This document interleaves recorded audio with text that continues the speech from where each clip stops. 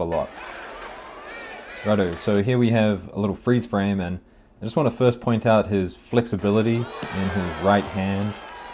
I don't know if anyone's ever been taught Uchimata before, but when I was taught Uchimata I was told never to raise my elbow and never to do this, but I think Lupitiliani has figured out a way that works for him.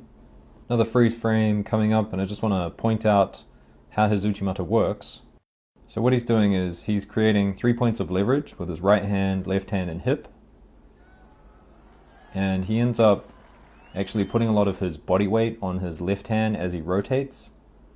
So here we see it again. And what quite often happens is, because he's got that high elbow, is he'll eventually lose the grip.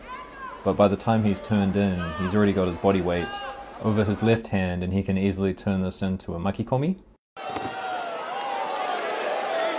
And because he's so good at positioning himself to get leverage on these 3 points, he's able to just kind of slowly adjust the position and then pull his opponent over. A lot of the times, people think they're safe, but as you see here against Peltrick, they eventually go over. And this technique works well as a Kenken Uchimata as well. You set your position and then you get moving and hop, hop, hop, hop the person over. Here we have a more classical Uchimata, but his right hand isn't doing much, I would say. It's good for the kind of Uchimata he does, more like in this example. Next up, another Kenken Uchimata, this time against Wolf. And I have a video about Wolf's Uchimata, so go check that out. For this one, you can kind of see the struggle Lupitiliani has with the right hand.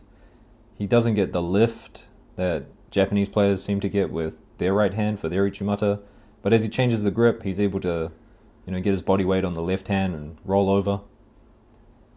And this clip here really points out just the incredible body position that he's able to get and roll over his opponent just with that left hand.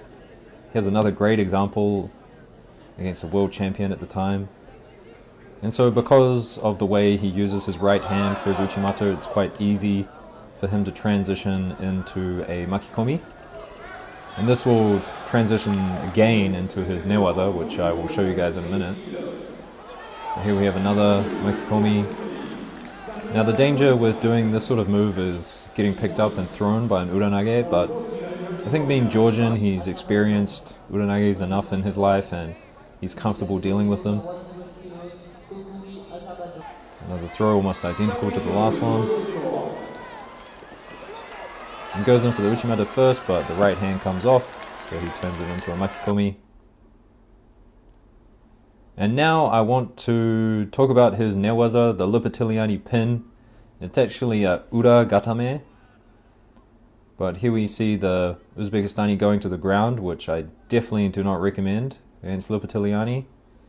And what he's really good at doing is passing the leg, but he doesn't do it in a traditional way. Many people would look to go to kesagatame here by kicking out the knee, but he transitions to the other side because he wants to lock up this arm. And once he's locked up the arm, then he's going to kick out the legs and roll over. And because he's got that arm, he's able to pin the Uzbekistani down. And this is traditionally called ura gatame, but I want to call it the Lupitiliani pin because you don't see it very often, and Lupitiliani, he's always going for it, always attacking the ground. And this is probably a perfect transition here, how he would like to do it all the time, how he probably practices it. And one reason he's so good at this is because of how he does his makikomi. His arm ends up in the same position, so he gets lots of mat time practicing pressure on that arm. And the way he does his Uchimata as well, he's got a lot of flexibility in his arm, and in the initial position in this turnover, you need flexible shoulders. You put quite a lot of torque on the arm. So as he goes in here, the arm is locked up and you've got to put a lot of torque on it as you roll them over.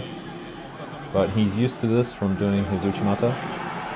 And the most impressive thing to me is how he's able to lock up that arm and then somehow get his feet out and roll over at the same time while applying pressure on that arm so they don't escape. He's really nailed all the elements of this pin. The Lupitiliani pin, that's what we're going to call it. And next up, just some of his other throws that he likes to do. A lot of these are actually counters. Big uranage there, going with the flow of the momentum. And here we have the European Judo Championships, a nice Ippon Seoi Nage. Nice opportune foot sweep there.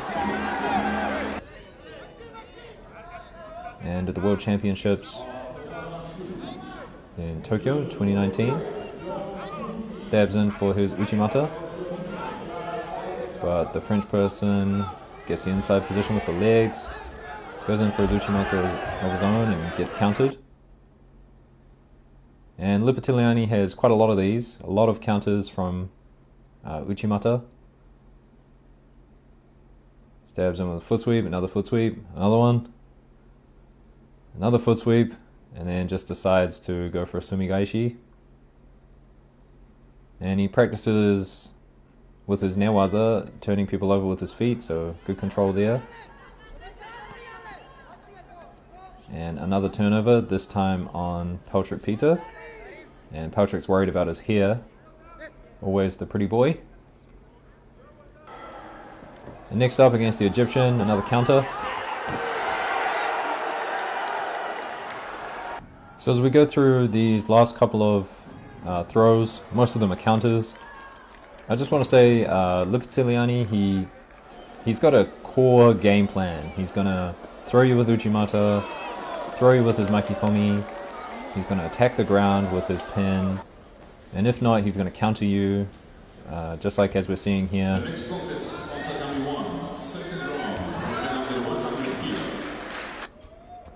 So fighting him, you got to watch out for his Uchimata. I would never go to the ground with him. Seems like the Georgians are really working on their newaza. And here's a nice kataguruma, so he's got some variety there. Anyway guys, like, subscribe.